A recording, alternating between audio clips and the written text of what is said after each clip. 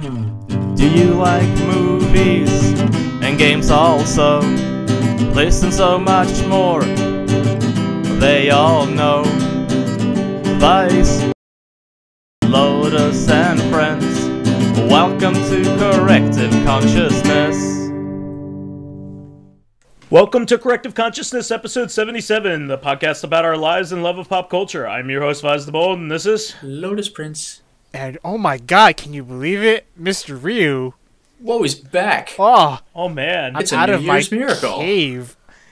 I heard that MrRyu is in a game where people can't express themselves properly anymore.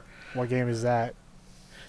Street Fighter V. Oh, you're right. That, yeah. Honestly, yeah, it kind of does suck right now. I mean, like, everyone has been complaining since it was released, and then Season 2 got worse. And really? Yeah. It got worse? I mean, it's been worse for a while. Everyone doesn't really like that game, but it's like the game that like is the most esports at the moment and gives them money, so people play it. Yeah, I actually saw it on TNT the other night, or TBS. It was TBS. It was like an esports thing for. Yeah, because I had the TV on for Christmas Story, and then like I turned it back on, later on, and I saw it. It was actually pretty funny. Yeah, it's cool. It's like it's just like considered, I guess, sports-ish. Yeah, it's the closest thing you have. Yeah. That and I guess League of Legends. Yeah, because Evo is actually being aired on ESPN now, like Street Fighter V. Oh, nice. And Yeah. Dota 2. But yeah, I mean I just don't get how they could get it so bad. Especially with the last one being so good, and it looks so similar. You know what I mean? The problem is, it's too simple. Like when you choose a character, like everyone plays that one character the same. There's like no like varying strategies with that one character. You just play that character like that character. If a tournament player you know nothing about plays Ryu, then you basically know how he's going to play Ryu. Pretty much, because like all Ryus just use like the standing like medium punch, like crouching medium punch, and then I don't know, they all play the same. I've watched like a lot of matches of Street Fighter V, and everyone pretty much plays the same. That just reminds me, it's kind of the opposite of like Alpha 3 that had like all those isms. Oh yeah, I don't know if you remember the isms. I remember but, the like, isms.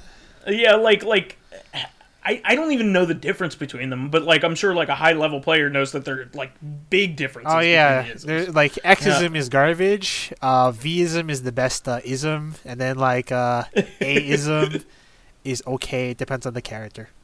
Wait, is that why Street Fighter 4's or I guess it'd be 5, obviously. No. You know what? No, I just realized. Never mind. I was going to ask if V-ism is the best. Is that why Street Fighter 5 is V-trigger? But no, V is 5, so never mind. Yeah. The 5 trigger. Yeah, the 5 trigger. The 5 skill. It's Street Fighter 2 V for victory. Well, this is a whole nother topic for I'm sure we could even do a reactive on the state of fighting games right now, and how King of Fighters is the best thing ever. Except it's dead. But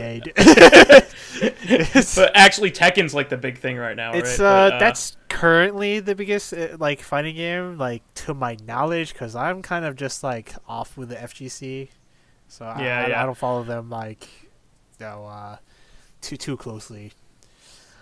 But I mean, we can even visit that some other time with you. But I would like to get the show on the road here. I didn't reverse it that time, yes. guys. 2018 is off to a great start. I actually beat a game. I started and beat a game in between being here. So I wanted to talk a little bit about that, but at first I'm going to give an update on Horizon Zero Dawn. So I've basically moved past the initial starting area, which is actually pretty big. I've basically done almost all the stuff that you can do in that area with my current skill set. So I've been really enjoying this game. Once the world really opens up, there's a lot more machines to hunt, and they get more and more aggressive, and they also interact more with each other. And there's more different terrain types. I'm like in a desert area right now, and I was in like mostly in a forest and wintry area, and I also have access to the DLC now as well. If I wanted to go do the DLC area, I could do that. So I may just do that after the next big event. I'm supposed to travel to like the biggest city in the territory. So that's one of the things I want to get to, but I have to get there first. I have to fight through a bunch of areas and unlock. So in this game, just like all other open world games, you have to climb a tower and unlock that area, just like how you do in Zelda or Far Cry or Assassin's Creed. But in this game, it's actually pretty interesting. The one of the robotic animals is actually what you need to climb. They're called tall necks, and they actually send out like a radar ping when you climb up them, and you basically hack their head. So it's pretty neat. And you have to like strategize how you want to climb up them because they're walking around. So you need to get up them. It's really fun. I've been really enjoying the different side quests. A lot of the side quests are pretty fun. One of the things that you have to do is different hunting missions, and they grade you on how well and how quickly you do things. And that's a lot of fun. That actually helps you get better at the game. So I've been really enjoying this game. I can see why a lot of people are saying it's one of the best games of the year. It's a lot better than I liked Far Cry 4. It has a lot of the same kind of stuff in it, like hunting, territory. It even has outposts, enemy outposts. But just the way that it does it is a lot more interesting, and you have a lot of onus on how you want to do things. There's a lot of different things that you could do in the game. So and how you want to do it, and there's also a lot of reason to hunt things still, even once you have all the upgrades, because if you hunt, you actually gather resources for ammo. So it's important to continue to hunt.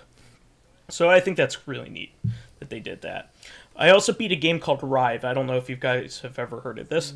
Heard the name. So it is basically a 2D shmup, but it's kind of different.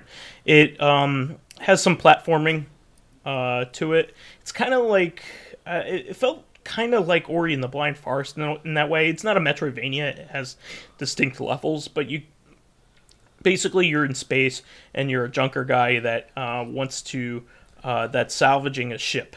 And you go into this ship, and you find out that it has like all these. It was like a mining, like an asteroid miner, and you go in there, and you basically find out more about it as you're going along. But it's really cool. It has some neat set pieces. It's kind of a dual stick shooter. In some areas you're weightless. Sometimes there's gravity, and you're basically in this like. Sometimes you fly around like free flying, and sometimes you're just crawling around on the ground if there's gravity. So there's some dynamicism to it, and I liked it a lot. It had some funny moments, but it was a little heavy on just references. It was kind of like using references as humor, rather than its own actual like jokes. Yeah, that's. So, I mean, like, well, Bubsy doesn't do references. Bubsy just says stupid things. That's kind of it. I don't know. They're like bad like cat puns. I think like Gex made like 100 references that like. Some of which we don't even get because like adults wrote them, and then kids played the games. And we were like, "What?" Yeah, I might be like some 70s reference. We're like, okay. I'm thinking of something referencing like Gilligan's Island and shit. But like, no, in this game, it was more like he was referencing gigawatts. Like and like it was there was even some points where he's like, oh, these enemies are showing up in a cosine pattern, just like a classic shooter. It's just like, yeah, the thing with that is, you can do this in a more clever way. Yeah, like the thing with references is that they're fun to hear. Like, oh, you also like that thing I like, but that isn't actually funny. It's more like you laugh, but it's not because it was a joke. It's because like, oh, I understand that. Like, yeah. Yeah, it's like Retro City Rampage that had that kind of humor in it. Retro City Rampage has a lot of references. In fact, like the whole shtick is references, but it doesn't. It's not actual humor. Like it's not. Like, the references just exist, I think. Yeah, exactly. So, but I really enjoyed the game. It had some really solid mechanics. There was this one part that was extremely frustrating because it was a level where they even call it out. It's like, oh, it's a lava chase level, and basically you have to jump and perform various platforming challenges while lava is rising. Speaking of references like that, we just mentioned it, but I am reminded of the worst Bubsy game, Bubsy 3D, where there's a part where he's like, well, it wouldn't be a platform game without platforms, and it's like, that's right, Bubsy. You make a good point. But I really enjoyed it. I ended up beating it. It had a really awesome puzzle boss for the last battle. It was really neat because you had to use your whole skills for the game, and it was really structured well. And the game didn't wear out its welcome. A lot of the game introduced new mechanics as time went on, and it wasn't an especially long game. It was probably 3.5, 4 hours long. But for an action shmup game, that's plenty. Yeah. And there's a lot of other modes like challenge mode and things like that, like in Metal Slug, which it also outright referenced. It was just heavy machine gun. Well, Rocket no, he he called one of the other characters a Metal Slug. Yeah, exactly. This is what I'm dealing with here. That's too on the nose. Like saying heavy machine gun would have been like, oh, like in Metal Slug, but to just go, hey, that's like Metal Slug, like. That's not even reference humor. That's just like, okay. Let me explain this to you. It's just like, yeah. Even the other character he was talking to said, "Hey, I'm playing Bangayo and R-Type right now," and he's like, classics. And I was just like, that's really, what's the word for that? Like clunky, pandering? I guess. It's just ham-fisted? too on the nose. It's not subtle just enough. Forced. Yeah, exactly. It needs to be more subtle if it's going to be successful. But luckily, that's the worst part of the game because the graphics are good, the controls are great. Yeah, it's a lot of fun. Oh, that's what I was trying to think of. Really I was trying fun. to think of what made a reference in such a heavy-handed way, and it was Birdemic. That crappy movie, because you know how they have all the whole movie's supposed to be environmental, it's just dealing with it in the stupidest way possible. I actually haven't seen it yet. I wish I have seen it. Actually, wait, I think I did see it. Yeah, I watched the Rift Tracks version, and it was still a hard sit. And the jokes were funny. It was still a rough sit. That movie's dull. But, like, the movie's supposed to have an environmental message. The birds are attacking us, and you should, treat the forest better or whatever. But there's one part where the scene opens where the main character and I forgot who, somebody else, are walking out of a movie, and he's like, hey, that sure was a good movie. Inconvenient Truth. And it's like, all right. Yeah, thanks. Yeah, it's just one of those things where it could have been a little less on the nose and it would have been fine. It would have been like even if he said like rocket launch chair, I would have been like, yes. Well, that's what I'm saying. Cool. That's referential funny. Humor. It's not great, but it's like, oh, I have to figure out. I recognize that from Metal Slug instead of, hey, that's a Metal Slug or that looks like a Metal Slug or something. Like, yes, it does. Thank you. Yeah, exactly. But luckily, the game was good enough on its own. Yeah, if the game's actually good, then that's something else. If it relies on the writing, then that could be a problem. Yeah, I ended up getting the Switch version because the developer was saying that even though there's PC versions out there, and I think there might even be a PS4 version, he said that the Switch version is his favorite because it's the most stable. It has the most stable frame rate. Okay. And it has the added bonus of being a portable game. Yeah, well. that's true. So I ended up buying that. I've also been buying like a lot of shmups on the Switch because it's become like the new shmup home.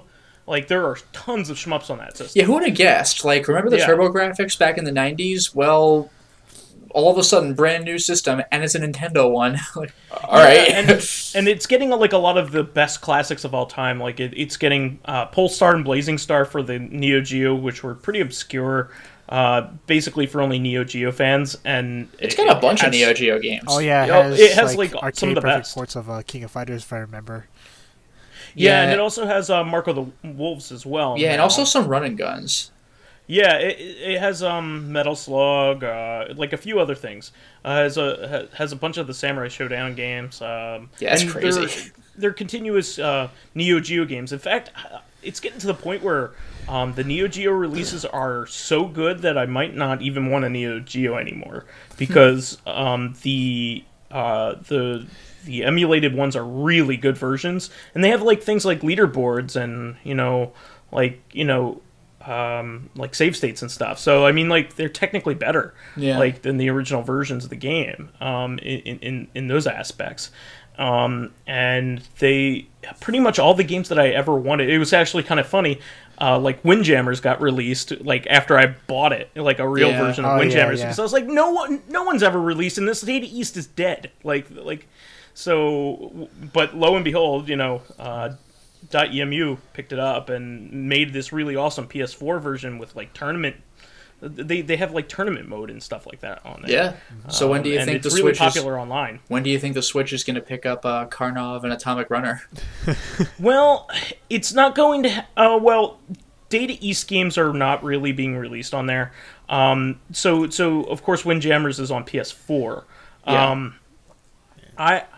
I would say out of the Neo Geo games, all the games on the Neo Geo pretty much has almost all of the ones that I ever wanted. There are a couple Fatal Fury games that haven't been released on it yet, but it's a matter of time. I don't care until they start releasing Sengoku 1, 2, and 3. They have Sengoku 1 already on. Are you serious? Yeah. Actually, I remember playing those games on an emulator in high school or in college, but like they were fun beat 'em ups, but they really just kept going. Actually, one Data East thing I kind of want is like Fighter's History, Karnov's Revenge. That is actually on the PS4 right now. Oh, it is? You can buy it in the US. Oh, wow. Baloo. Yeah. No, you the same company. They're called Hamster. They've been making arcade ports of not just Neo Geo stuff, but on other systems. On PS4, they've been making all kinds of different arcade releases. They have like things like Crazy Climber, which is a great classic. I really love Crazy Climber. It's this game where you're like this guy climbing on like a skyscraper with two joysticks. Yeah, I think I've seen it in a cab there, like MagFest, I think. Yeah, it's a lot of fun. That's when stuff's falling on you. You got to dodge left and right and stuff like that. Exactly. Yeah, and you're in control of the two guys. Homage to that. Yeah. It's like you're climbing with two arms basically. Yeah, you have two joysticks and they control each arm. It's like quap before quap. Yeah, basically. Yeah, it's really complicated, but it's fun. Yeah. And they did that. They've done a whole bunch of Konami games like Gradius and like the early Life Force games and early Gradius games. But yeah, they just released some Data East games, and one of them's Karnov's Revenge. It took me totally by surprise. Give me some Hamster's doing an awesome job. Burger Time. They even released that really crappy Castlevania arcade game, Haunted Castle, from like the early 90s. Jeez. Really the graphics are great, but that is like the most unforgiving Castlevania game I've ever seen. It's hard as shit. Like it's not fun. What was that? Sorry, I was like half paying attention. Like which Castlevania? Like it's called Haunted Castle. It's basically Castlevania 1 with much better graphics, but like you can only insert quarters so many times. When you run out of lives, it's just game over. I don't care how much money you have. I'll give you an idea of the kind of game it is. It feels more like Altered Beast than it does Castlevania, but a shitty version of Altered Beast, if that even is possible. Like it's really hard, and your character is really gigantic and clunky. Yeah, it is possible to beat the game, but like It's garbage. Yeah, you don't wouldn't really. want to. I mean, you might feel proud when you do, but you'll probably more feel just like, oh, thank God, like it's over. Yeah, even beating like a level or two in that game is a feat in itself. I remember Vice. You showed the game balls. to me at your place a couple of years ago. I don't think you even made it through the first level. Like it's crazy hard. So I actually found out that I was playing the game wrong in that case. Okay. So at the end of the first level, this whole like statue disintegrates and throws blocks at you. Yeah. And I was trying to dodge the blocks like Mega Man style, but really you can actually just whip them. Like Zelda style. You could whip them. Yeah, you can actually whip the blocks, and if you're good enough, you could survive all right. But like I was just an idiot. That's kind of like not the first thing I would think of when dodging that, because I would think like for an old game you just like dodge it and have to deal with it. Exactly. Well, yeah, like Yellow Devil and OG Mega Man. Yeah, that's what I was thinking. This is more like Link to the Past. The floor tiles are coming after you. You just smack them around all you want. So yeah, I'm really happy with that output, and I just quickly wanted to mention a game that Lotus and I played one session of. There isn't much to say yet. But we're having fun doing it. Can I reveal what we're playing? Oh, or yeah, should go we for it. tease This has been recommended a few times, too. So this is actually made another... this is another one of Kotaku's best games of this year, despite being a free game. It's called Doki Doki Literature Club. Oh, I heard about that, and I got spoiled thanks to all these meme pages. Yeah, no spoilers, because we're going in knowing nothing, except that the game is messed up and apparently gets meta somehow. That's it. Like, I don't know anything past that. My brother actually knows more than I do, and, like, my brother plays games and everything, but he doesn't know the weird, obscure shit that we're into. And he was talking to me about Doki Doki. I'm like, are you kidding me? Because he knows somebody who was involved with it. But, yeah, like, so he was ready to ask me, like, do you want to know about XYZ? I was like, no, I'm playing that. But apparently it's really intriguing. The funny thing is, though, Vice and I have been playing it for, like Vice said, one session, like 2 installments worth, and we haven't gotten to the fucked up part yet. It's just actually been a straight-up dating sim so far. So, like, just nothing weird has happened. It's just like, It's very tropey. It's like, oh, I made this cupcake for you, but I don't like you or anything, Baka. Yeah, there's the obligatory, there's the girl who's perfect in every way, or so the game tells us. There's the tsundere, there's the really quiet one, there's your, like, dopey but heart of gold neighbor, like next door neighbor, kind of girl, sort of into you. Like, yeah, so it's like, all right. Oh, I don't like her. She's always being weird. And meanwhile, she's always chasing after me and being late. And meanwhile, when you read your own inner monologue, like, nah, dude, it's probably you. Oh, I'm just an average boy. Sure, I didn't want to be part of the literature club. Like, you were literally going to show up just to, like, eat the cupcake because they made cupcakes for everybody. Like, maybe I'll show up for the cupcake. Like, don't be a dick, man. Just freaking either join the club or don't. And then you have to write poetry in the in-between, like, or at least the first mission. And to, like, impress a specific girl, you have to pick words that would resonate with them. Yeah. It's kind of funny. It is a bit of a shame that they don't show you what your poem would have been, but, like, there were way too many variables. Yeah, I mean, like, what is it going to be, like, Mad Libs? Come on. That's the thing. If the game used an algorithm, like, no matter what you chose, it would have ended up sounding stupid anyway. It would have been terrible. Yeah. Oh, well. All right. Well, that's pretty much all I did the last couple weeks. I wanted to update everybody on that stuff, but I've been making progress. I mean, like, I've been true to my word. I haven't really abandoned anything that I've started, and I've been moving forward with stuff. Nice. Yeah. So, all right, Lotus, go ahead. Sure. Well, at the time of hearing this podcast, Oxenfree, I believe, will be fully up and available for the public. So enjoy that Let's Play, especially that last installment, because that's where everything comes to a head, and you get to see the ultimate result of our labors. Also, this is a bit... What kind of game is this? Like, I need an introduction. I don't know what it is. Same here. I actually saw you update on Facebook. I'm like, Oxenfree. I was like, what is this? No, it's pretty rad. But basically, you and some friends go on an island because, like, it's for, like, one night.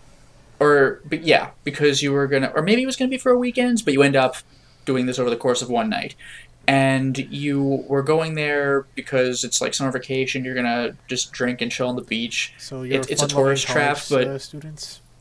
What's up? You're fun-loving you're fun-loving college students. Like fun-loving every college horror students. movie. You might be in high school on this one, but whatever. It's a tourist trap, but nobody's there. It's just kind of like a tired, quiet place. Like even the shops aren't open because like nobody's there, so you're just kind of chilling. And one of the reasons they wanted to bring you along is that you have like a radio with you where you can adjust the frequency and tune the different channels. But apparently there's like weird stuff on the islands where when you adjust your frequencies, like things happen. And one of the thing that kickstarts the game is you tune into something. Like maybe it's another dimension, maybe it's space. Like the game goes more into it later. You actually do find out what the deal is. But in the meantime, you open like a rift in the air, and something starts talking to you, and you're like, and so then you gotta deal with stuff and solve this problem within, according to the plot, a limited amount of time, but the player is not limited by time. So like just the characters are. It's pretty fascinating. It's a clever idea. I like the game. Now this is some old news. I just forgot to bring it up before, but you know how we had talked in a previous podcast about the Fist of the North Star Yakuza game that was coming out? Mm-hmm. So, you know, Kiryu's voice actor, the main character in Yakuza, voices Kenshiro. A new trailer, new-ish trailer, has been released for the Hokuto Yakuza, whatever it's called, game. And it just, for some stupid reason, it didn't really occur to me that other Yakuza voice actors would be involved with the game. Like, of course they would be. But very appropriately, Majima's voice actor voices Jagi. And I was like, yes, it's so good. Vice, do you remember who Jagi is, or did you find out who he is? You know what? I still haven't. I'm trying to remember. What does he look like? He's the guy with the helmet. What's my name? Yeah, say my name. That guy, the asshole. Is it like a silver helmet with a spike on it or something? No, it looks kind of like a motorcycle helmet with like mouth covering, like almost like a football helmet. Oh, geez, I guess he's a piece of shit. His deal is he always goes around bare-chested because you know how Kenshiro famously had the Big Dipper carved into his chest? Sure. Well, Jagi did that to himself so he could go around causing mayhem and having everybody think it's Kenshiro. That's why he wears the mask. Oh, wow. He's just a piece of shit. That's why he always says, say my name, because he wants everybody to say Kenshiro. Nobody's supposed to know he's Jagi. Wow. Even though he's one of the Hokuto brothers, there are 4 Hokuto brothers, so he does know Hokuto. Are they actually brothers or just... No, they're not biological brothers. They're not actual... We learned. Like, biological But they did grow up together in this dojo. Yeah. But Jagi knows Hokuto no Ken, or Hokuto Shinken. Sorry, Hokuto no Ken is the name of the anime. He knows Hokuto Shinken, but he's still a dirtbag who fights with like shotguns and stuff like that. He's the only guy who uses weapons, and he's the least respected of the brothers, even by other people who would also be considered villains. Like, yeah, Jagi is more dangerous than any normal human, but like among the Hokuto brothers, he's the scrub brother. So Majima voicing him is like, that's pretty damn good. I like that a lot. Speaking of Yakuza, I finished Yakuza Zero. Nice. That was a lot of fun. So yeah, feels good to have gotten through that. That's actually another game that Kotaku pointed out as being one of the best games of the year. Yeah, that was really damn good. Although, you know, the writing in that game... Well, I can't speak for the writing, but the translation, the localized translation... Like, I can't speak for how accurate these games are translated in a general sense, because I don't know Japanese. But Zero just feels like the localizers took more liberties with it. Remembering that this game takes place in 1988, you've got Majima talking smack to people, which makes perfect sense, but you have him calling them, like, shitlords and saying, cool story, bro, and I'm like, I don't know, man, you're kind of taking me out of it a little bit. Shitlord? Yeah, I was like, shitlord is something Majima would say, but, like, of all games, Zero, like, oh man, like, at least wait until the expression freaking exists. But the attitude is conveyed. And I did fight the obligatory, you know, secret bosses. I gotta say because Kiryu and Majima each have one. It's just like Hokuto. It's just like Yakuza 4 and 5. You know, every playable character gets a boss. I gotta say though, Kiryu's was really damn hard, but if you think about it, he's probably the least talented of the bunch. Like, when you fight Amon in 1 through 5, they have, like, crazy martial arts abilities. In Yakuza 2, the guy kind of slips and starts throwing grenades everywhere, and it's like, that's not really a killing art, but alright. But... And sometimes in it takes 2, a lot of training. Yeah, well, no, that's the like funny thing. He's like, it's like you call throwing dynamite on martial art. Hey, whatever works. Yeah. Wait, this happened? Hokuto has some stupid villains. Yeah. No, but the thing with Yakuza is that, like, you beat Amon, and he's like, "Oh, you're gonna regret not killing me. Oh, I'll show you." And then in Yakuza 2, he's like, "I've climbed the tallest mountains. I've swum in this frozen river just like for hours, just so I could like blacken my heart and soul. I've gone to Mexico in North America to learn the most deadly killing techniques." And then he just fucking throws grenades everywhere. I'm like, all right.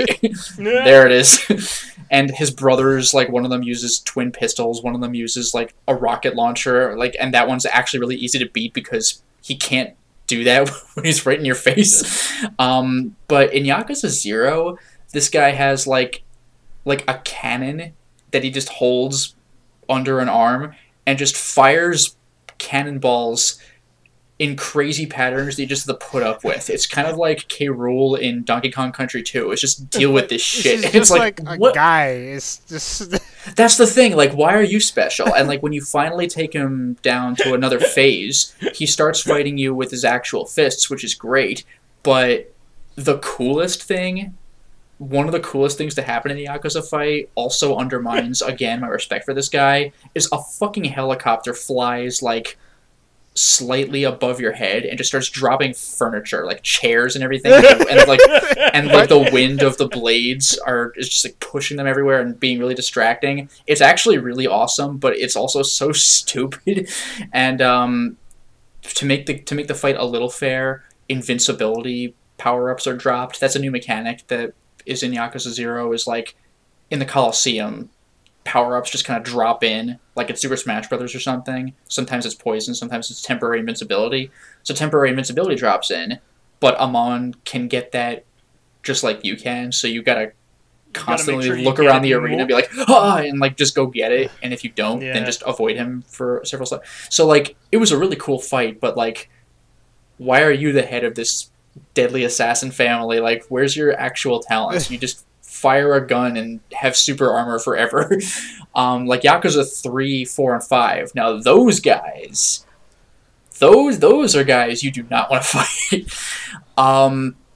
So that's Yakuza 0. It was a lot of fun. So I look forward to playing Kiwami, even though I already know everything that's going to happen because it's a remake of 1. I still want to see the reinterpretation. Oh, I heard that like they make more references to Yakuza 0 and Kiwami, so I'm actually happy about that because 0 has some stuff that's like never explained again. Like in Yakuza 0, there's like a catfighting arena that just was never talked about because it can't be. They added it. Yeah, it's new in 0, which came out after 5. So in 1 through 5, nobody knows this place exists, and it's like, well, wait a second. That's kind of the problem Yakuza 0 has, even though within its own context and its own universe, it's a brilliantly written game. But it suffers the same problem that God of War Ascension did, which is, you know, in God of War, you're like killing everybody you meet, and then Ascension comes out, which is a prequel. So anybody who you can't be more badass than you were in God of War. Well, no, it's not even that. It's just anyone in Ascension you meet who is important is going to have to die, so you can't reference them later. Like Yakuza 0 are just like that. Yeah, like Yakuza 0 had some ways of avoiding this, like maybe they moved away, maybe they went to jail, but like something like that has to happen to everybody, or else it's like, well, how come I forget about them in Yakuza 1? Oh, and by the way, speaking of which, Yakuza 0 gets really cutesy with its references, like a fortune teller predicts, like, in the future, Kazuma Kiryu, you're gonna, like, be surrounded by children, and they're gonna love you. And Kiryu's like, what? And, like, also, you are gonna, like, drive a taxi cab. And he's like, why the fuck, what? And like, oh, I get it, because I played those games. And meanwhile, like, when you beat Amon, he's like, I'm gonna do whatever it takes to beat you, even if I have to wait 17 years, because, of course, Yakuza 1 takes place 7 years later, and the opening of that game, you go to jail for 10, so it's like, like, what an oddly specific number to point out, 17, but that's the joke. So, yeah, but Yakuza Zero is a ton of fun. Otherwise, I could talk about some really quick things. One, I was actually looking to play a game that for some reason, I thought I had, but I just didn't. I was going to play One Piece Burning Blood on PS4 just to chill for a little bit, but then I was like, oh, I didn't have it. I must have been thinking of Pirate Warriors 3, which I already have played. So I was like, okay, well, what else am I going to play to occupy my time? Because I wanted to play Drakengard so I can work my way up to Nier and Nier Automata, but my Drakengard disc is scratched, and I don't want to just be like, oh, well, I'll just head over to Classic Game Junkie and get it fixed. Like, I don't want to drive an hour one way just for that. Like, I want to coincide that trip with something else that I want to be doing, so I've been holding off. So I'm like, what's another weird thing that I wouldn't otherwise think of? So, of all games in the world, I zeroed in on, because I've had a Kingsfield itch, Eternal Ring for the PS2. Good luck. Yeah. That game's clunky as shit. It's just a PS2 game that everybody forgot about, and it's a From Software game, so Lotus wants to play it. But, dude, those controls are amazing. Otherwise, other than being, like, by From Software, has no relevance to anything. Oh. Yeah, it has gameplay relevance. It's like how Kingsfield, like, an Echo Knight, like, one of the control schemes for Echo Knight is literally called Kingsfield. Have you played Kingsfield? Then you'll know this. So, yeah, like, Eternal Ring probably plays like Kingsfield. It's a first-person, old-school, Western-style RPG. The back of the box is so adorable. It's clunky as fuck. I'll get into that shortly. But the back of the box is adorable. Like, like, you know how they get you with a tagline and then actually describe the game below? The tagline is, who said fantasies have to be final? It's like, oh shit! Even though this game's absolutely nothing like Final Fantasy and nobody cares about it, so you failed miserably. But yeah, so okay, it's a first-person game. Totally. I have to interject here. This is totally the type of game that I would watch you play, so I won't have to play. Oh no. Yeah. So anyway, like, but it's basically, the game mostly revolves around picking up and synthesizing rings and setting magic for them. I haven't gotten to that point yet. I found a couple of basic rings that I can't do anything with yet, but that's going to be a major gameplay mechanic later. Like, I've just started the game. I've been playing it for like an hour. You can attack with a sword, which is, I guess, late game, not generally recommended, but for early game, that's kind of all you have, and you just kind of poke with your little sword. So get ready for this shit, because these are some controls right here. Are you LPing this, or are you just playing it? I'm gonna stream it. Okay. I kind of want to watch that. I'm kind of curious how clunky this is. Well, it's actually going to be, like, this is not a Patreon exclusive stream. When I publicly stream, you can get in on it. You can take a look. But here, like, get ready for these controls, because they're fantastic.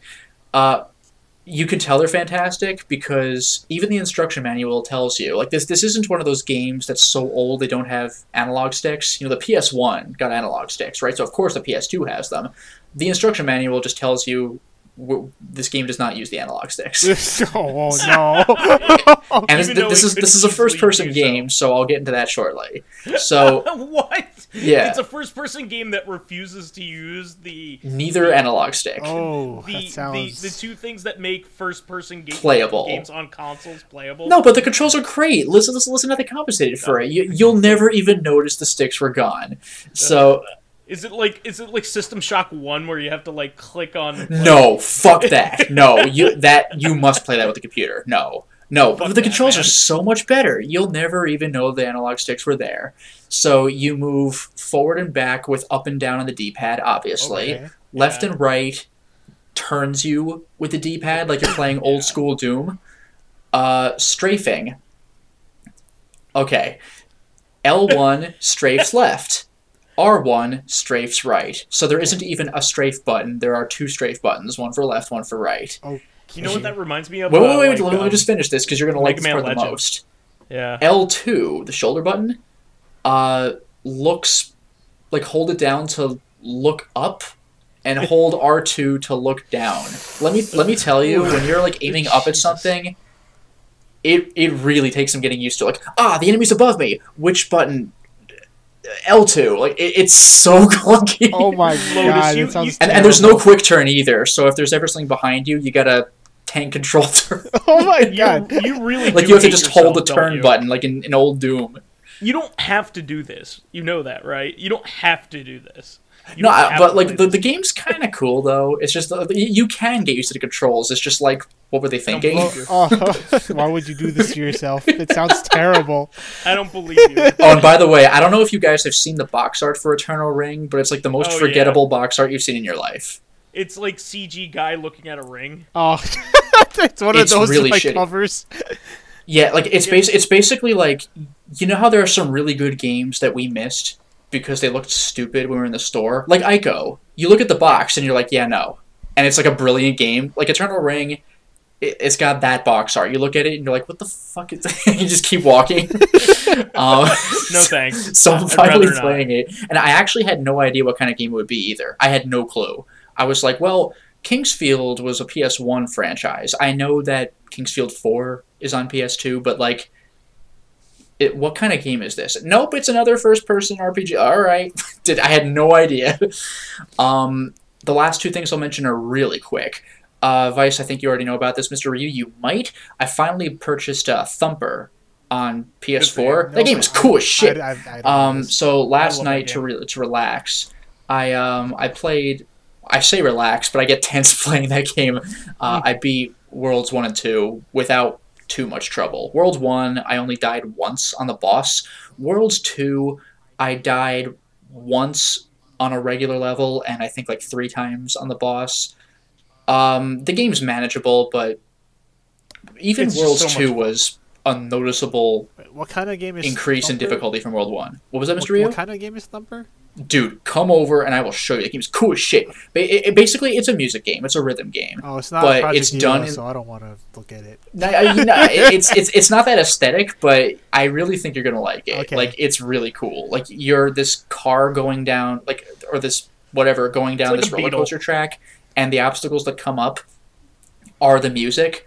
Like, you see a little bump and you press X when you go over it, and it makes like a really cool percussive sound, and you contribute to the music, almost like you're playing Rez or something. Oh, it's not like Project Diva where the song already exists and you need to press the buttons to allow it to continue to keep going.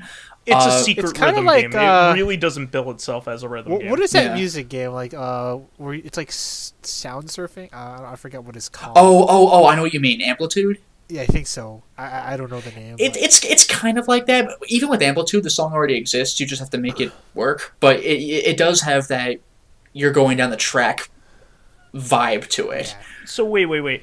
No, Amplitude is basically like the precursor to like Guitar Hero. Guitar Hero, yeah. So except you switch tracks and hit beats on different music. Yeah, in Thumper there's or only one different track, musical but that's instruments. more than enough. Yeah, so in this game, it basically has the aesthetic of kind of like a H.P. Lovecraftian F-Zero, if that makes any... That kind of... Because I know what the game looks like already, yes, that kind of makes sense. So actually, it MrRyu, I does uploaded that. level 1 on YouTube if you want to take a look. It's freaking badass. All right. But essentially, there are hazards on the track, and each hazard contributes sounds to the overall song that's going on. But what's And also you cool, have to- though, is that it's a call and response kind of sounds. Like, when the hazards Exactly. pop up ahead of you, they make a sound, and when you encounter them and deal with them properly, you make the dealt with it sound. Yeah, you could technically play the game blind. Yeah, just like Rhythm Heaven, like it's like Yeah. close your eyes, you're fine. Opening your eyes, it'll honestly probably helps though, because some of the stuff is when the happens hazards quickly. appear, it's kind of subtle. But it's a lot of fun because of the energy of the game and how good. Yeah, you Pulling need to off crank some your of the volume to combinations like feel. max. It's cool. Up It's to 11? so good. Yes. It's awesome. And the last thing I'm going to mention before I finally stop talking is God. my Resident Evil 1 comparison video. I still need to make some like changes in post, like whoops, I forgot to put a transition there, or whoops, I could raise my voice a little bit over here, but otherwise the content of the video is done. It's an hour and 4 minutes. This is an ambitious fucking project. So I am so excited about it finally being done. So when I'm yeah, but like for me on a personal level, because I've been staying up to like 4, like several nights in a row, like hacking away at it, because I actually was afraid I might not finish it for MagFest. When I'm finally done for real with it, it's going to be such a relief to just go to my computer and be able to do something that isn't that. Even if it's editing a Let's Play, fuck it, I don't care. Like, I could do other things. Like, I could play, I could get back to The Witcher 2. I haven't talked about that in, like, 2 months. I could get back to Witcher 2, maybe. Wouldn't that be nice? Because, like, I was playing Oxenfree, so I can't play Oxenfree while playing Witcher 2. Like, if it's a console game, I could play that at the same time as a computer game, because I kind of have console time and computer time. But I was Let's playing Oxenfree, so I can't play Witcher 2. And then I had to edit this Resident Evil video at the expense of everything. Like, I was hacking away for this at hours and hours. So, like, it's finally going to happen. I am excited and relieved. Nice. So, yeah. So that's been my week. How about you, MrRyu? What's been up with you? Okay. I've been addicted to Final Fantasy XIV lately. Yeah. So that's kind of the only game I've been playing, aside from a little bit of Project Diva Future Tone, like DX, which is like an updated version of Future Tone, which is the arcade version. And the only thing that's different is like 2 new costumes and 2 songs. That's it. And the only reason I bought it is because it had a physical disc. I'm like, oh god damn it, because like the first release was digital only. Then like they announced that, and I was like, I'm not gonna get that. And then like I was like, wait, it's a physical disc with all these like nifty goodies. I'm like, oh, I hate you guys. Yeah, I'm a sucker for those. I was like, damn it, Sega. Is that a US version, or did you have to import that? I imported. I actually imported it because it contains like a Blu-rays of like all the old Project Diva games with like nice. the music videos. So that was kind of worth it. That is cool. Yeah. And like Project Diva isn't the kind of game that I'm interested in playing, but the videos are really cool and the music's cool too. Oh yeah. Oh sure. But like playing that, I don't know, like Vice, I don't know how much you've seen of Project Diva, but those games are hard. Oh yeah, I've seen you play it. Like it is quite difficult. Yeah, especially in like extreme difficulty. Like my limit for like Future Tone, because that game is actually the hardest Project Diva, is actually like 8 stars. And there's like 10-star difficulty songs. I can't even do 8.5 or 9. I mean, I could do like a few of the 8.5s and maybe one of the 9s. It depends on the song. But most of the time I just get wrecked. Because like in extreme, it is incredibly unforgiving. Like if for missing a note. Like you lose like a quarter of your life bar for missing one note. Oh, get out of here. So, yeah, it's really rough. And like to get an excellent rating, you need to like clear like... above 95% of the song. Well, based on what you say, apparently to even pass, you'd have to get above 95% of the song, wouldn't you? Actually, no. To pass, you have to get at least 75%. Oh. Well, actually, yeah. Just if you lose a quarter of your health, you can recover it. Yeah, to pass, but like to get a high ranking is just like, oh god. You have a special controller that you got for this, right? Like it's a special arcade style controller. Yes, I do.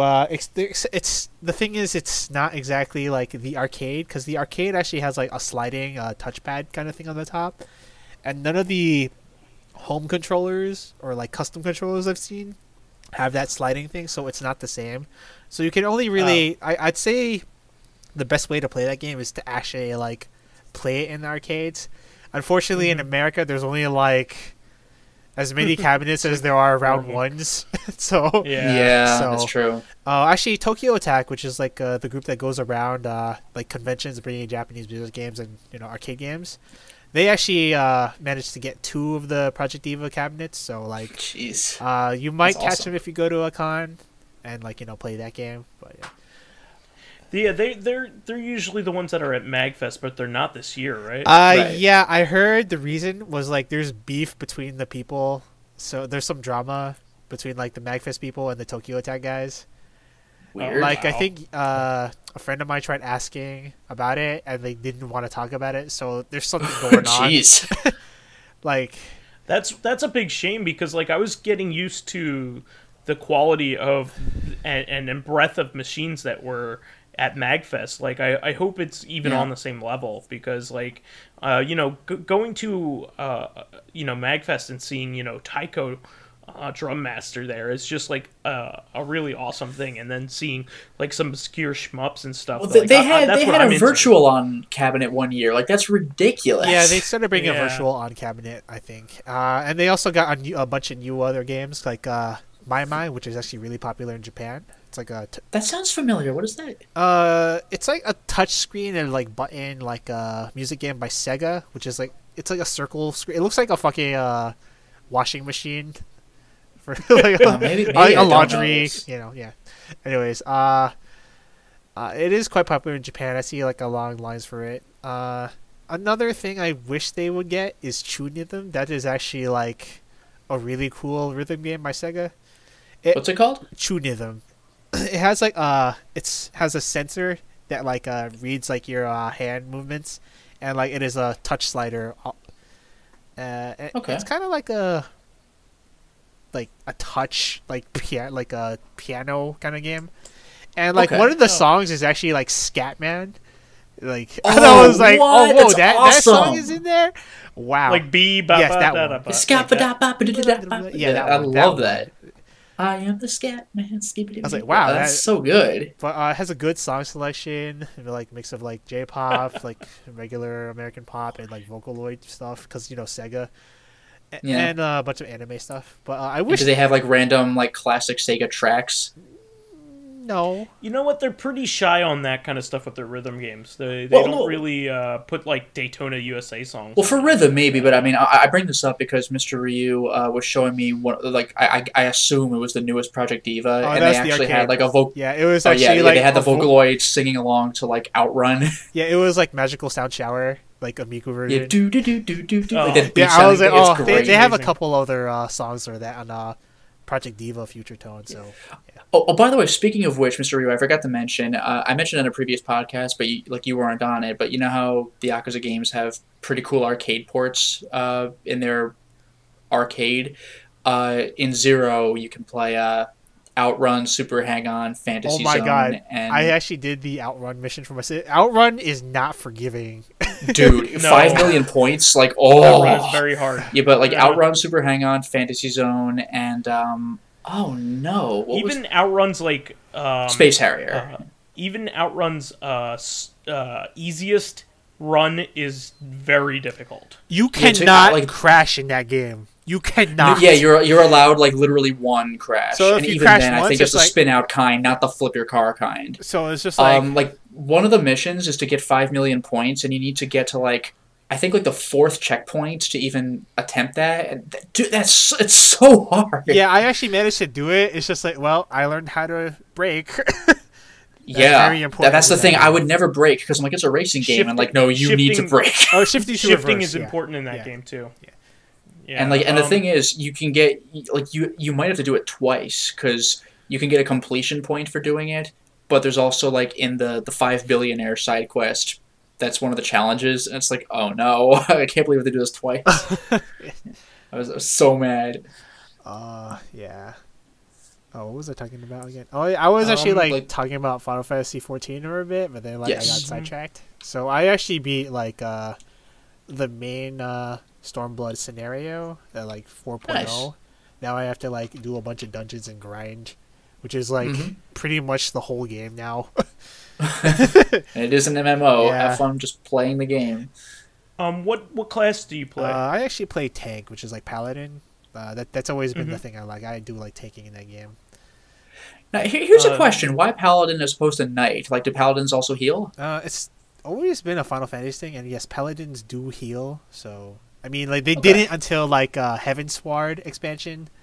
Heavensward, they added like a heal skill for them, but before they didn't. Okay, yeah, I'm thinking like strictly like Dungeons and Dragons. They're tanks, but they also have like holy powers. Yeah, that's the point of the paladin. Yeah, That's what I. Yeah, paladins typically are a strong fighter combined with some sort of magic, offensive magic. And at least I don't know about other games, but at least in D&D they must be. It was either lawful good or at least some kind of good. Like, you cannot have an evil paladin. Yeah, because like it's been a Final Fantasy thing since I guess 1, because of the paladins all like just can heal themselves with the holy magic. So that's the Final Fantasy thing. So, yeah, I think that's one of the promotion ranks in the original Final Fantasy. Yes, fighter becomes a paladin. So that's okay. And when I played Final Fantasy XI, I actually main paladin, so that's also why I chose paladin. Nice. But, yeah, I'm wondering what I would. I tend to like to be paladin because I feel like they're more versatile than just like a regular fighter. So I feel like I would play as a paladin too if I started playing. Yeah, I guess it depends on what your priorities are, because paladins are like it's one of those things where like paladins are probably better in general, but then there's those one or two crazy skills that only the fighter can get for like maxing the character or something. So like paladin's probably better for like general gameplay, and like only if you want that one thing. Actually, they maybe get level 25. They're kind of they play differently, but like the roles are pretty much the same. So like, there's not much... I'm still thinking D&D in terms. Yeah, there's not much difference, to be honest. Okay. I mean, I think warrior just does more damage, and paladin just has like more defensive stuff. Oh, that makes sense. Okay. Yeah, I picture warriors with like, even though that's not necessarily the case, I just in my head I picture them with like with a two-handed battle axe and no shield or something. And for some reason, this is like only a Final Fantasy XIV thing. Like Dark Knight is considered a tank in that, but it's just for like actual gameplay reasons. But like, okay, that makes no sense in a Final Fantasy standpoint because Dark Knight has always been about damage and like darkness. Well, yeah, like in Final Fantasy IV. Yeah, they sacrifice HP to do damage. Like that's what Cecil did, right? Yeah, he's the Kulik's never sacrificed HP. Freaking cheats. Yeah, so you're a Dragoon and a Dark Knight in the beginning of the game, right? Mm-hmm. So you sacrifice health to do massive amounts of damage, though. Yeah, I think that's how that works. In this game, just for gameplay mechanic stuff, it's like sacrifice MP. But I was like, okay, fine. I know they needed another tank class, but I was like, oh, sure. Why not? All right, what else have I been playing? Oh, actually, I guess more Project Diva. I actually did stop by round 1 today. Mm-hmm. I played the new songs that were added, which are like Sand Planet and Ghost Rule. Like those are like really good songs. You're just gonna have to take my word for it. But can you sing them for us? Yeah. He's not a robot, so no. That's right. I'm not a Hatsune Miku. And you never will be. Those songs are actually pretty difficult, especially in extreme. I can't do them in extreme because they're like 9 stars. I tried them and I kind of like lost immediately. I only got like 30% before it's just like too many too many mistakes. It's like game over. I'm like, oh fuck. Yeah, I actually really like the 2 new songs. So the tracks are fun, even on hard mode. So I'm happy with them. I just wish they added a few more songs rather than like 2 songs. Yeah, that's pretty weak. That's a lame update. Yeah, it is. Can you imagine if like like Capcom, Marvel vs. Capcom Infinity Ultimate came out and it's like 2 more characters? Like what? Yeah. Oh, speaking of Infinite, I think that game sucks. A lot of people do, apparently. Yeah. Man, you're not the only one. Good. Capcom has really been shit in the bed lately. Pretty much. It's unusual because like they were doing really well like last generation. Yeah. They were doing fine. Hopefully Street Fighter V Arcade Edition will fix some of the issues, but I guess we can talk to that like in what was the other one, like Collective Consciousness? Reactive, I guess. Oh, whatever. They're all the same to me. Collative. They're all some kind of active. Active. Or active. Prospective consciousness. Yeah. Alright, I'll talk about that later. And, actually, Tekken. I've been actually playing a lot of Geese. He is, like, really well implemented in Tekken. I'm really excited to see, like, King of Fighters characters show up in that game. Like, dude. Yeah, and what they're adding a Sega character now, right? That's the next one. No, that's a rumor. What they're adding is do you know the new character? Noctis from FF15. Yeah, Final Fantasy I heard about 15. I was like, that was weird. That was like the weirdest reveal. I was like, Tekken? I thought that would be better for Soul Calibur, but like Tekken. Yeah. That is pretty great. Yeah, so I know that Team Ninja said that they're stopping supporting DOA 5, which probably means that DOA 6 is on its way out. But Tekken 7 is still going strong with like a lot of like big content coming, right? I believe so. They added Tekken Bowling if you're into like the goofy Tekken stuff. That was in Tekken like Tag Tournament, right? Yeah. No, oh, was it? I was about to ask if it was from like 3 or something. And it was, yeah, Tekken Tag Tournament. That was actually the big game that people played in Tekken Tag Tournament. They actually played Tekken Bowling a lot. Nice. Yeah. It's like Wii Sports. Like everybody goes to bowling. But you do have to pay. It was a PS2 launch game. You do have to pay extra to play that, though. Unfortunately, that is a DLC thing. But whatever. That's like common practice. Is like, oh, okay, sure.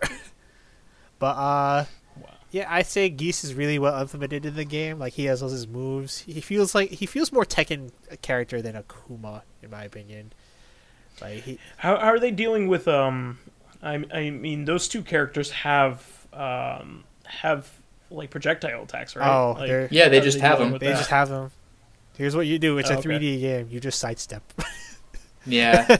Yeah. Like to be fair, projectiles are not far into Tekken. Like Brian Fury has a gun. He always has. Actually, no. That he does not have a gun. But like, I know he did at least in like Tekken 6, didn't he? I think that was just a custom item thing, but I don't remember. Oh, but like Tekken did have projectiles. It's like the fucking Devil Gene laser beam. Oh, that's right, the laser eyes. Yeah, oh, you know what? beams. I remember that. Do you remember when Soul Calibur 5 first came out? Like when nobody knew the game, like Devil Jin was like a custom character option. Yes, like his type. So I remember like on like day like 2 of the game or whatever, when nobody knew that, I would just fly into the air and shoot lasers at my opponents. Yeah, like, what the fuck is this? I remember you guys playing that at Luminaire's house. Yeah, that's what we're talking about. Yeah, it was great. Yeah. I heard no one liked 5. With the create a character mode. That was funny as hell. Oh, when you created the guy who was Sonic the Hedgehog. Oh, that was really good. Oh, I like making like dumb characters.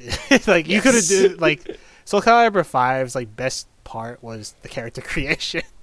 Yes. Unfortunately. I also loved your stupid Akuma in Tekken 7 with his like... Oh, the customizing in Tekken 7 is like really funny. Yeah, with his life preserver and like working shower head over his head. It's like, what? Oh, I love that. Oh my god. I had like... Absolutely. I was trolling online with like... with Lotus, Old Man Stompy, and Midnight Mitts. Like, I had like a really, really stupid looking geese with like a mushroom in his hand. And like, oh yeah, and like, what you could do with the mushroom, there's a special command, is he just plants a mushroom on the ground. He's like, huh, and just plants a mushroom on the ground. It does nothing. He just gets on his knees and just, puts like, it there, and just then he just has a mushrooms mushroom. are just on the stage, and like they're there for like the rest of like the round.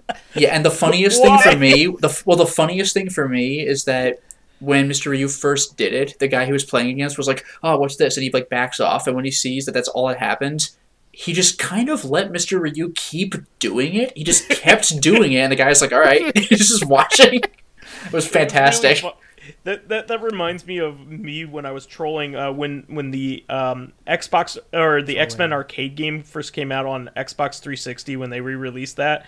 Like you could play as, you know, we were playing a 6-player game online, and I would always pick Dazzler, and Dazzler's like the worst character in that game by far. And like I would go around and try to hit the character who was playing as Storm, but you can't hit each other in that game. Yeah. There's like no team attack, but like I would just follow her around specifically and try to hit her constantly. All right. It was really funny. That's really annoying. Like, you're not helping. And then eventually the character who was Storm would like try to hit me back. It was really nice. funny. The game was great. Well, Well, did you have anything, any last minute ads here, Mr. Ryu, before we move on to questions? That's right. I got a new arcade stick from. Ooh, oh, nice. What company? I actually got a Hihori Real Arcade Pro, like a Hayabusa N, which is like one of their newer sticks. It has the Namco like arcade cabinet noir style layout, so like the button placement is different from the usual like Taito Vulik style. And how is it? I like the weight and shape of it. I like the design of it, and the stock buttons are actually surprisingly good. So I don't think I'll switch them out for Sanma. Nice. Nice. I really love my Obsidian. I'm having a hard time justifying like buying anything else other than that. Ever since you recommended it to me, I've been loving it. Oh yeah, the Obsidian's a great stick. Like especially like as an entry level stick, it's a decent price, and it's like for what it like is, it's really big too. Yeah, I really love it. It's stylish, and I got all the different Brook converters in order to play it on all my systems, basically. So oh yeah, I'm so really happy with Brook it. exists because like all the converters they make are really good. Yeah, I have converters to allow me to play on 360, PS3, PS4. Well, it can naturally do that. Xbox One, Switch, Wii U, and PS2 and Neo Geo are have Brook converters now. So Yeah, I do know that the PS2 awesome. and the Neo Geo ones were limited because like it's just like kind of a. It's like, oh, people Niche want it, thing. but like not enough people, want it for like continuous production. So we'll just have these. And I ordered the hell out of them. Like once they announced them though, like especially the Neo Geo. I mean like who's ordering? Yeah. Like, It's like other than me. I ordered 2 of them just because. Like I was like nobody else. Like I better have 2 of these just in case. that's cool. Yeah. Well, that's about it, really. All right. Well, in Right. that case, I think we have one. We have time for one question. So Diana Gohan says, with the release, at least at the time this is being posted, with the release trailer of the upcoming movie based on the Rampage video game, which apparently is now a super serious Dwayne Johnson in a helicopter flick, which games do you guys love? Do you imagine Hollywood would bastardize with such ridiculously stupid logic? I mean, It's really easy for video game movies to butcher the source material. Rampage is a stretch. It's kind of a shame that you're not, the people turning into the crazy monsters. Rather, they're just straight up kaiju movies. Yeah. But yeah, so like, what kind of movies, or excuse me, what kind of games do we love that we imagine Hollywood would bastardize? like all the series I know have been already bastardized, like Final Fantasy. Yeah, right. But Street Fighter, there's Final like Fantasy, one what are you talking good about? That was bad the most movie. perfect movie. Yeah, there's like one good bad movie. The Chun-Li Oh movie? no, the Chun-Li movie is just bad. Now the original Street Fighter, the movie was good in its own way. Well, it wasn't. Yeah, a good it's movie. stupid, but it knows it's a video game movie. Yeah. And it has fun with it. Some people like the Alpha movie, like the OVA. Oh, the animated? Oh no, those don't count. Yeah. We're talking about Hollywood movies. Yeah, we're talking Hollywood. Okay. Even milk has an Oh, expiration shut the date. hell up! God damn it! I want to Whoa, even remove milk? that movie Wow. from my brain. Yeah, I'm just trying to think because I can't even imagine like certain things even being like a Hollywood movie. Like Yeah. like they even tried to make Fist of the North Star a Hollywood movie back in like the 80s. I actually, like, what were that they- movie is like- actually surprisingly enjoyable. Yeah, that was a Dolph Lundgren in that or I something. think so. I don't No, know. I don't but, think it was so. actually surprisingly enjoyable. Dolph Lundgren was in He-Man. Oh, I was thinking of the Punisher, Oh. the original Punisher movie back in the 80s where he's fighting ninjas. Oh, Oh, don't know about I that don't know one. about that one either, but Yeah. that just sounds funny. Yeah, Yeah. it was one of the very first Marvel movies, actually, I think, if not the first. That's pretty funny. Yeah. Wow, this is actually a hard one. I'm kind of, just because I've been playing it lately, I'm thinking Yakuza. Like, I know they have already made a Yakuza movie, but that was Takashi Miike and not Hollywood. I mean, Japan... The Takashi Miike movie was flawed, but it's probably as good as an adaptation is going to get. Honestly, Japan is just as bad with live-action adaptations as with, like, Hollywood, so... You know, I really wish... That Yakuza movie had such potential, because it really captured the attitude. I just wish that it hadn't had that entire... Like...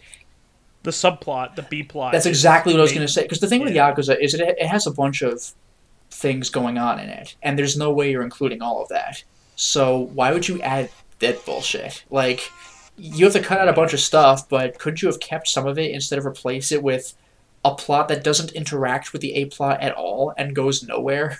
Yeah, I don't understand it either. The funny thing is, though, Majima's character was not an accurate representation of Yakuza 1's Majima, but he was pretty accurate for, like, later Majima representations. So he was kind of more Majima than the actual Majima of the time, which I thought was really funny. I guess that maybe they exaggerated him in the right way. Well, like, they gave him... He was definitely... Anyway. Like, they kept his rivalry with Kiryu, obviously. He was crazy in very different ways. Like, they made him kind of sillier, because Majima was silly, but then all of a sudden he would get mad and just murder one of his own men right in front of everybody. Like, and it's, like, actually scary. In the movie, there's a part where, like, a bunch of his goons are just watching him fight Kiryu, and Kiryu has the upper hand, and one of them's like, wow, geez, even the boss is losing to this guy, unbelievable. And Majima overhears him, and he's like, wait, and he just, like, turns his back on Kiryu and calmly walks away. They're in a batting cage. He just grabs a baseball bat and just starts whacking, like, a bunch of his goons, and they're all like, ah, Jesus! And then he just goes back to Kiryu, tries literally going back into the position he was in, and it's like, your fist was about here, my head was about here. Okay, let's go back to the fight. But, like, in the game, they're still in the batting cage, and Majima's giving a dramatic speech, and the pitching machine just cracks him in the head, and it just kills the mood. And it's funny to the point where Majima just starts laughing, and all of his goons join in, except for one, who kind of doesn't know what to do. Majima notices him not laughing with everyone else, and he goes, this is the part where you're supposed to laugh, and he just, like, cracks the guy on the head with the baseball bat, and then just, like, beats him to death with it. And you're like, dude, that's enough. And he's like, oh, okay. Like, after the guy's dead, it's like, holy shit. Similarly, I was actually thinking this, like, I would really like to see what kind of bastardization Hollywood would come up with for, like, a Jet Set Radio or Jet Grind Radio movie. Like, oh weird. My god, because, like, that's such a like a stylized, like, the whole thing is its style, right? Like everything about that game is its and the music matters. and its visuals, right? Like, I can only imagine, like, Hollywood trying to take a crack at. Well, they would make it all about Beat and nobody else, and everyone else would be very secondary, and Beat would be like, you know, this is for the resistance. Like, I'm kind of thinking 2000s aesthetic where it's grimdark. I don't know if it would take it that far, but I could see Beats having an attitude where he's just a cool dude. That's you think you're a cool dude? Like, oh, you gotta be you. And then Gum is probably his love interest, right? And Gum is sitting there, like, being like, oh, well, you think you're the best, and then he impresses her with some stupid feat. Yeah. Like, later on. Whoa, I can't believe you tagged that many walls in such a short period of time and beat the other gang in a race. I can only imagine. I honestly, like, I'm could just trying to think. I could actually see Hollywood screwing that up. Like, ugh. Like, ugh. But maybe they could give Mortal Kombat another shot. Mortal Kombat is a pastiche of, like, bad films, though. So, Annihilation is hilarious. I think you said you only saw that once, Vice, but you need to watch that movie again. I saw it in the theater, and then I never saw it ever again. That movie is amazing. Like, it has one of my favorite line deliveries in all movies, because it's like, what were they thinking? Because the delivery is bad, and the line was bad, where Katana sees Sindel, and Sindel should have been dead a long time ago, and Katana's like, Mother, you're alive. And Sindel's like, too bad you will die. It's like, what? Come on. Get out of here. I love shit like that. It's so fun. They should make Hatsune Miku into. Oh, you're right. Movie. They should. Yeah, they already do. It's called Project Diva. She does her stage performances. Well, the funny thing is they made Gem and the Holograms into like one of the worst movies in the last like 3 years. Yeah, the problem was not making it CG like Miku. Actually, that would have been a better idea because Gem's based off of a cartoon. Well, so, yeah, she has those weird like rainbow powers and stuff like that. So yeah, or not rainbow, but she has those weird like music, like, sound wave powers. Isn't that show It's hard to goofy describe. to begin with, like the cartoon? Yeah, I mean it's basically like like Josie and the Pussycats, but like in the 80s rather than the 70s, and then like they. It was about like a stupid evil band going up against like the good band. Yeah, the Misfits. And it's just like a cat and mouse game, like them trying to mess up the good guys, and they made that into a movie like basically about like a social media stars. It had nothing to do with the original property. And wasn't it like? Didn't it have like a more serious aesthetic too? Yeah, no, it had it nothing wasn't to do fun. had nothing to do with the original property. And the funny thing is, the Josie and the Pussycats movie is actually better than the original property. Like the actual movie itself is actually really good. Like it really encapsulated the like boy band like Spice Girls era of the time. And was kind of like a parody of all that. So like it was a good using that old property to comment on the current times was a good thing. But like Gem is just terrible. So yeah, I don't know. The thing with Gem is that like, who the hell was his target audience? Like 35-year-old girls who liked it back when He-Man was on. But they would be the first ones to know that they're doing it wrong. Well, it was made for no one, like general. Yeah, that's kind of what I'm saying. Like as someone, like the first. As someone. Well, no, I was just go ahead. As someone mentioned for Dragon Ball Evolution, like fans will hate it, Yeah. normal people will hate it, so it's made for no one. Well, yeah, no, exactly. It's just like Avatar: The Last Airbender. It's just a bad movie if you don't know, and if you do know, you'll be furious. Well, it's like what I was going to mention was the first Silent Hill movie, which actually was pretty okay. But there's one part, like the little girl, her name in the video game was Cheryl, and in the movie it's Sharon, and like that change doesn't impact anything. And like I was watching like Phalis review the movie back like way years ago, and he was like, "Who is this for?" Because new audience, people who don't play the game, obviously they're not going to know. It's like, okay, her name is Sharon. And people who have played the game would be like, why did you make the change? So, like, it's not rage-inducing, but, like, what was that change for? Like, I don't understand. Yeah.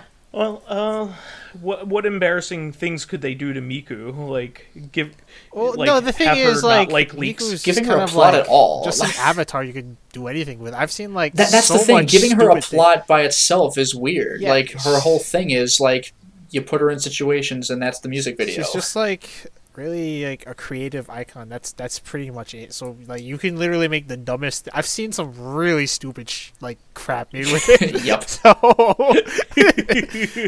it's just like whatever you want her to be. Pretty much. Miku is a career woman who has too much work time for love and has to learn how to love and rediscover her passion for music. I have seen something like a YouTube comment where it's like, man, Miku's such an inspiration. She doesn't do drugs. It's like, yeah, that's because she doesn't exist.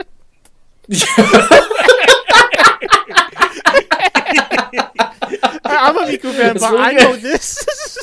That's because she doesn't exist. No wonder David Letterman was so confused that one time. It's like living up to Santa Claus. It's like, I don't know how I could ever live up to my dream of being Santa Claus.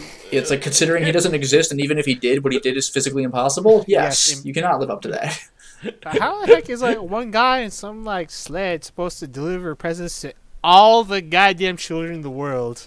Well, no, I mean, even when I was in middle school, I read one of those cutesy, like, The Science of Santa articles where it's, like, assuming all houses are equidistant from each other and assuming they're all good and he delivers to everybody, like, the speed at which he would travel would cause, like, the friction in the air, like, he would literally spontaneously combust, like, just riding his sleigh. Like, you can't go that fast.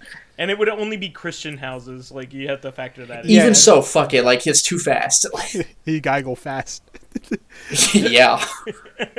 That's the thing. They never addressed that Sonic would just die if he went at Sonic speed. Like, gotta go fast. Just dead. Like, oh. Oh, you mean the Chaos Emeralds. But anyway.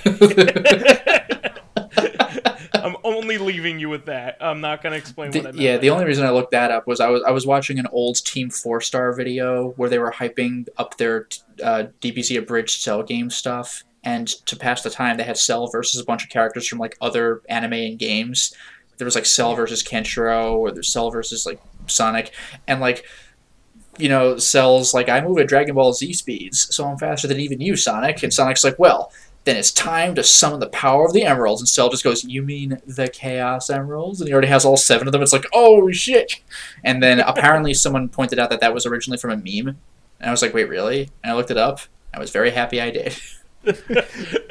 So anyway. Wait, was it the nipples, the enchilada meme? No, not that one. That sounds fantastic. Nah. Never heard of this. Well, you've never seen that? I should show you that later. It's pretty funny. It's dope. I can't wait. The enchilada. Now when I hear enchiladas, I just think of that Rick and Morty bit with Gazorp Field. God damn, that's stupid. That's the stupidest thing I've heard in a long time. Okay, I need to stop. We need to move on. So that's our podcast this week. This week, God damn it, I can't even talk anymore. We want to thank our fan who contributed our question for this week. Please keep us supplied with awesome topics by submitting questions of your own on the YouTube and SoundCloud pages. And please tell me more goofy shit like Nipples the Enchilada. While there, please give us thumbs ups, likes, and 5-star ratings on iTunes.